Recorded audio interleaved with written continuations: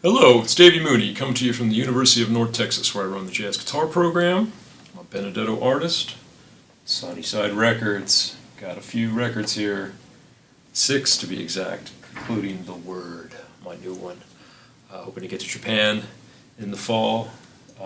This is a collaboration with my buddy Ko Omura, great drummer, tabla player, and composer from Tokyo environs. Got my Mel Bay books, then the new one, I swear it's going to come out this year sometime, y'all. I don't know exactly when. But let's see, it's late March here at UNT. We finished spring break. We're back in the saddle with everybody, trying to get through this semester. It's definitely that point where everybody's a bit exhausted, including yours truly. But I don't want to talk to y'all about that. It's such a nice day. I'd rather talk about the tune Willow Weep for Me. So this is a song from, I think, 1932. Ann Ronell, or Ronell, I don't actually know how to pronounce her name. But she wrote this. She also wrote Who's Afraid of the Big Bad Wolf, which is fun. Also, Who's Afraid of Virginia Woolf, little takeoff on that. So she has a big part in popular culture.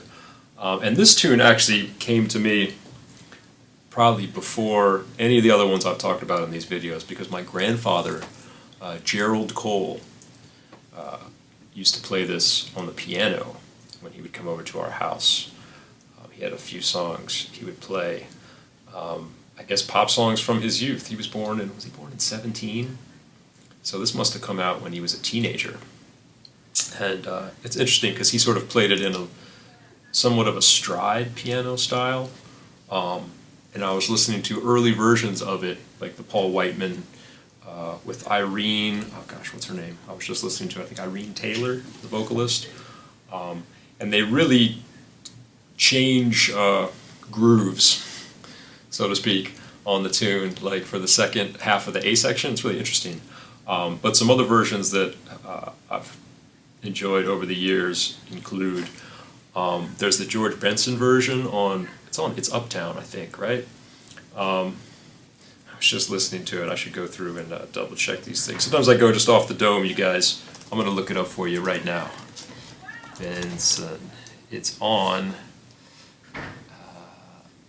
Yes, it's Uptown. Got it right. That's an amazing version, man. He just tears that song apart, especially just on the melody. They keep the real sort of kind of 12/8-ish feel, and he just wails on it. I also love Pat Martino on We'll Be Together Again with Gil Goldstein, one of my favorite jazz guitar records. And it's a million people recorded this song. I really also love Sinatra on Only the Lonely. God, that arrangement is so killer. Nelson Riddle. He kind of takes, it's not as bluesy. He really takes advantage of some more sort of diatonic sounds on the A section than the sort of, I feel like standard treatment of this is to really kind of lean into the bluesiness, though it's not really a blues. But Benson and Martino are in G. I think I always play it in G. Sinatra's in E. And of course, vocalists do it in different keys. But there's some variations on the chords that I'll talk about, but the basic idea, like a G7 to a C7, although I listened to that Paul Whiteman version, and it's very much like 1 to 5 diminished. They're definitely like, it's got that kind of vibe. Then they go,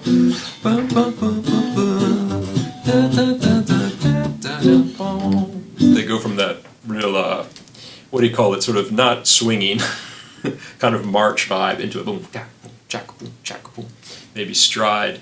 It's definitely a long ways from, I don't know, Jimmy Cobb and Paul Chambers, or even, Count Basie rhythm section. It's not that kind of vibe on the original one, but most people, like I said, will go like 1 to 4, kind of a 1 dominant or a 1/6 to 4, and then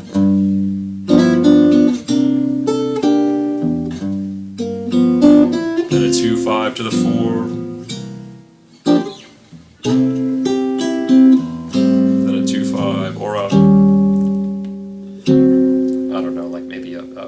flat 6 to 5 to 1.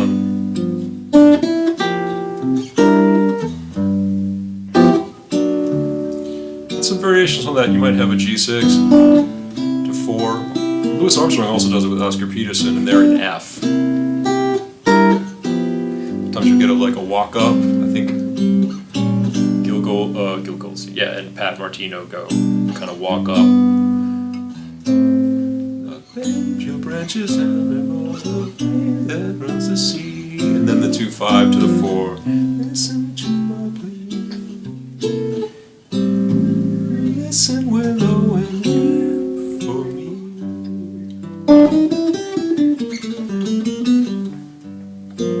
And then the bridge goes to the let's see, the 4 minor. Whisper to the wind, and back to the 1, but 1 minor.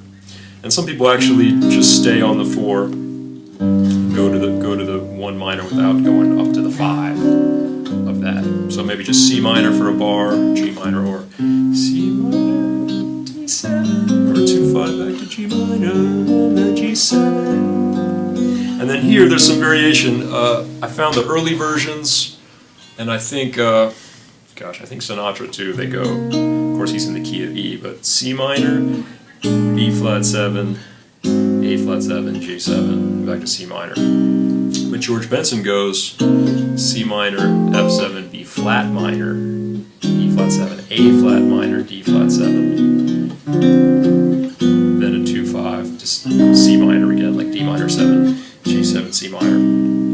And I think Martino, they do some of that. They do C minor, F7, B flat minor, E flat 7. I believe it's like an A flat sus or an A flat 7 instead of A flat minor. So I feel like you can kind of pick, because it doesn't, the melody doesn't really get affected by that, because the melody you have.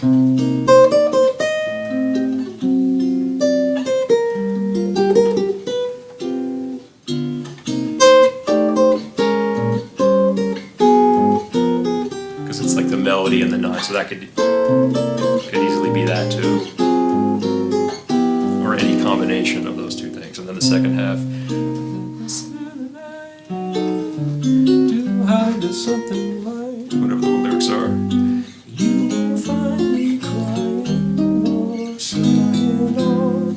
Maybe going back into the last A, there's an argument to use an A flat 7 because the melody switches both. There's actually like I believe a C natural in the melody, so it's probably would be a better idea to play an A flat 7. Going back, but you know, it's so bluesy, you know. So after that A flat 7, or you could keep it an A flat minor. I believe Benson keeps it an A flat minor, then you go A minor, D7, G, or A flat 7, D7, G. A little tritone sub to get you back to G major.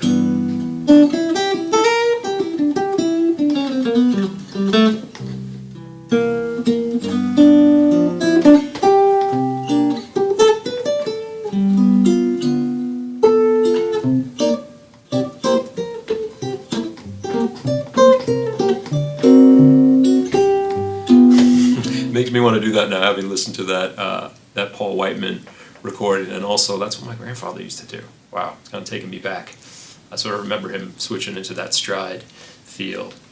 I thought he was just messing around, but I guess that's like he was learning it from the record, like we're supposed to, right? He probably had the sheet music that he figured out, published sheet music back in the day. But something that this tune brings up to me, something that I don't think harmonically it's that difficult, although it's kind of interesting and fun on the bridge if you throw in those minor chords. I was reading on Wikipedia that apparently this song was initially kind of rejected by publishers because they thought it was too complicated with that tempo change and all that, and it does seem a little like, I guess, complicated or challenging maybe from the perspective of listening to something like the Paul Whiteman Band. There's a lot going on with that tempo change and the groove change compared to maybe some of the songs from the time period. I don't know. But what challenges me about this song is like it often comes to me in a sort of 12/8-ish context, and I'm just getting more comfortable now at the age of 44 at just kind of like being able to play in that 12/8 bluesy feel and not feel like I want it to become go to a double time swing feel. I used to kind of get nervous and anxious about just leaving it in that.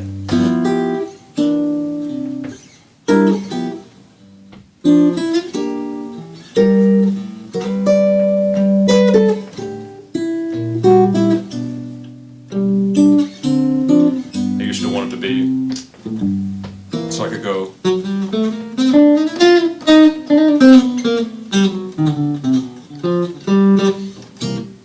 And the Benson recording, they actually, for the solo, they do go to that feel. But now I just like to lean into the... And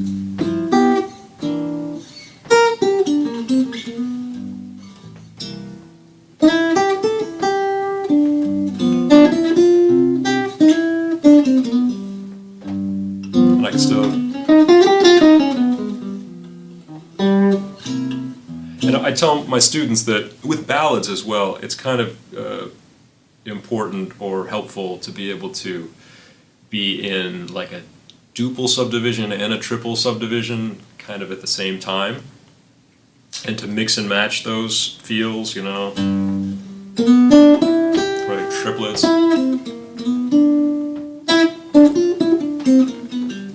Then that's 16th notes, right?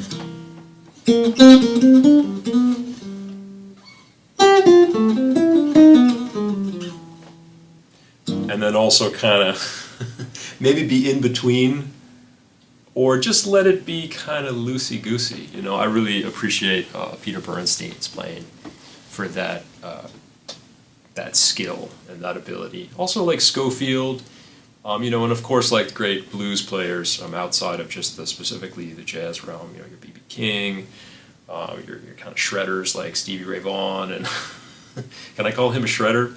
You know, just that like leaning into that 12/8, and when it's a slow groovy tempo, just kind of playing some fast stuff that maybe is I don't know, 16th note triplets, or maybe there's 16th notes or somewhere in between there. Then, but always going back to the grounding of the tempos.